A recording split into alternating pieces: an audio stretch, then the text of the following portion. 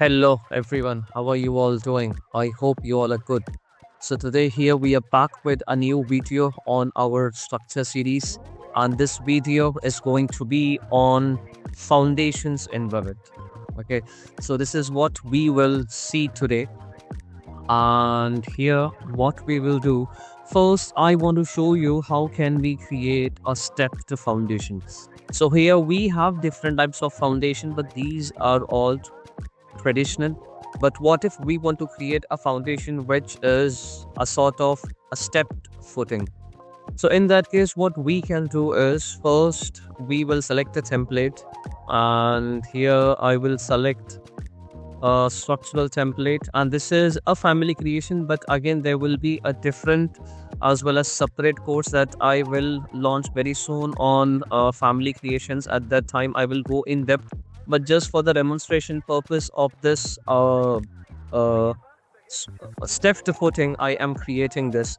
As of now we are in the family environment. The very first thing that I will do is I will put reference plane, and these reference plane I have selected RP, which is a shortcut for reference plane. So here horizontal as well as vertical, four reference plane I have drawn, and then I will press DI and I will select these reference plane. I will say equal constraint, and then here also equal constraint. Once that is done, I will just drag this outside. Again I will press DI, and then I will say this is the length, and I will press DI and we will say that this is the foundation thickness. Okay, so here these reference planes act as the skeleton, act as the roadmap for the geometry. So now I will go in front view, and again I will draw some reference plane here. This will be the height, and then one more reference plane. This will be the heel depth. So now I have pressed DI again, and I am locking to this reference level, and we will say that this is the height. So height parameter we have to create. I have clicked on the small calculator here, and I will say that this is the height. So once we do that, what will happen, will say let all the parameters be type parameters, and once that is done, the last parameter that we will link is heel depth. So here again I am typing in heel depth, and this heel depth, let this be as it is. And then now what we will do, we'll create an extrusion. So for creating the extrusion, I will say that I want to draw this on this front view. That's the reason I have selected that as a reference plane, and then I will pick line. So when I pick line, I will say that lock it down. So here you say that this is the first reference plane, this is the second, and then here this is the third. After that we will lock down over here. All right, so there are so many unwanted lines that we need to cut off. I will press TR, trim, and here as well, and here as well, and then here. So all these lines are locked here. We don't need to lock it again. After that I will click on finish mode, and once we go here in reference level, what we will do is I will press AL to align this edge over here and to align this edge. All right, let me just press Ctrl Z, and then we will say align this over here. After that we will lock this over here, and then this one over here. So once we do that, our family is ready. We will just flex this to be very sure that this is what we have created. Foundation thickness we can say 1000 mm. Yes, it acts to this. And then heel depth we will say 500. Okay, and then height we will say 1000 mm, and then length we will say 1000 mm. So yes, this is a parametric family that we have created. And now what we will do, we will go here in this project environment, and we will draw a structural wall.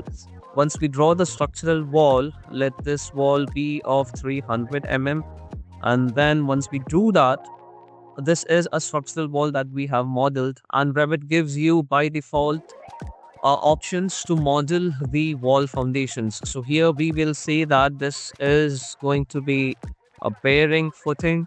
And once we come here in 3D view in the project environment, this is how Revit models your foundation. Okay, so this is your foundation. So what we will do, we will just have a different approach for creating a step to footing. The very first thing what we will do is I will go here in the sketch mode, and then let us delete this. Once we delete that, I will say 1000 mm. Let this be 1000 mm, and then at the bottom as well 1000 mm will go, and then here also 1000 mm, and then here as well 1000 mm, and then here also 1000 mm. Yes.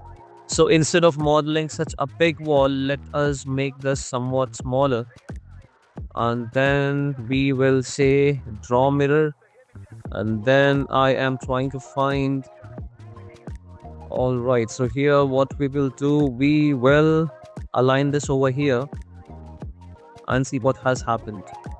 So what has happened here is your wall to which we modeled foundation, again just because we have changed the profile of the wall, so along with the profile of the wall here, foundation is also going down. All right, so what we will do now, we will load this step to footing into the project, and then I will press CM, which is the shortcut for components, and I will drop it here. Once I drop it here, I will press AL for aligning this, and then I will press AL again here, and this time I will also press let me press AL again, and I will select the bottom portion, and I will say align it here, and then this particular portion over here, and we'll align this here. So it's just that we have to follow this dimension here. It says 900 mm. So what we will do here is we will go to edit type, because these are all type parameters what we have created. Foundation thickness, we will say 900. Once that is done, I will try to align this over here now. Yes, you can see here that this is aligned, but due to material difference, this is not joining in.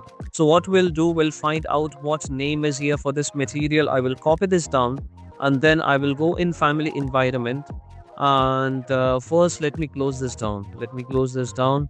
And then I will select this. I'll go in the family environment, and here I'll select this, and then I will go to material, and let us create an instance or type parameter for this one for assigning the material. Once that is done, what I will do, I will select this element here, and then in type properties I will paste the name that I copied before. So once that is done, you will see here that this is perfectly aligning with the foundations that we created, and then I will simply align this over here, and let us bring this down, and see, this is how it will look.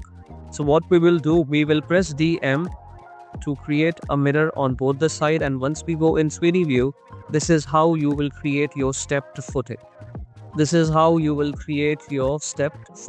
All right, but again, there are some more options that Revit provides us, some more flexibility that Revit provides us.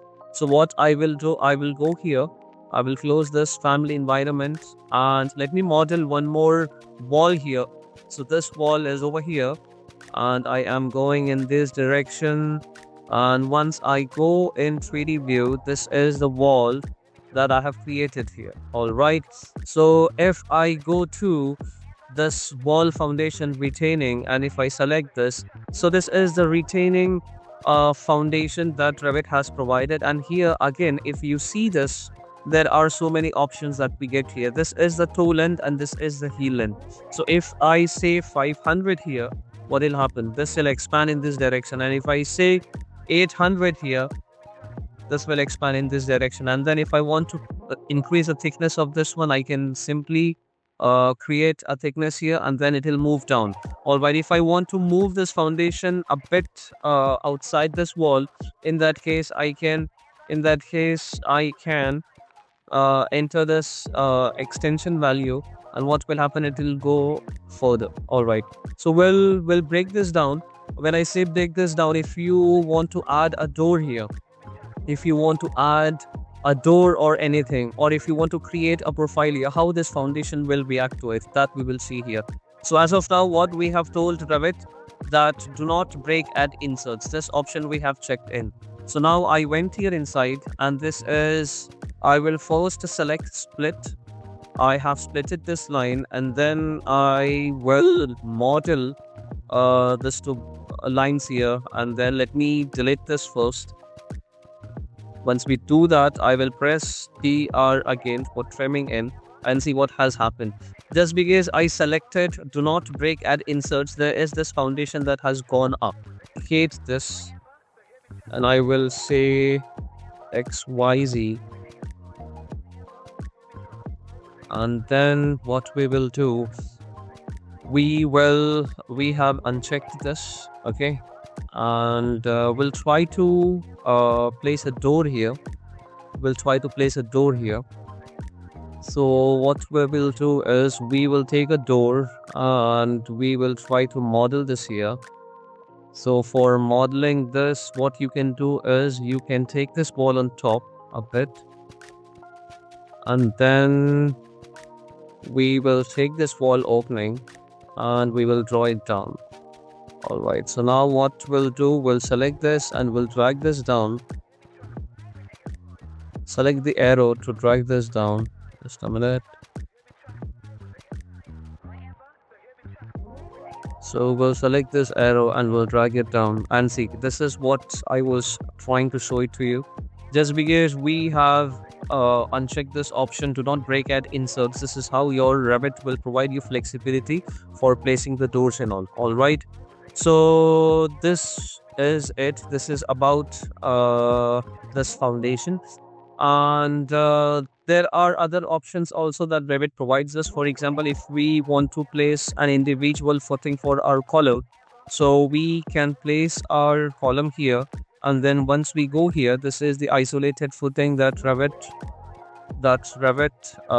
models it. Okay, so here if you select this option, what will happen is, this is a footing that has come underneath, and you set this to level 2 and then this to 0, and when you apply this down, it has gone to, let us move this to, all right.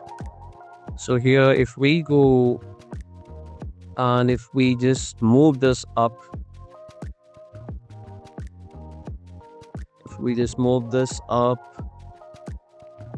all right.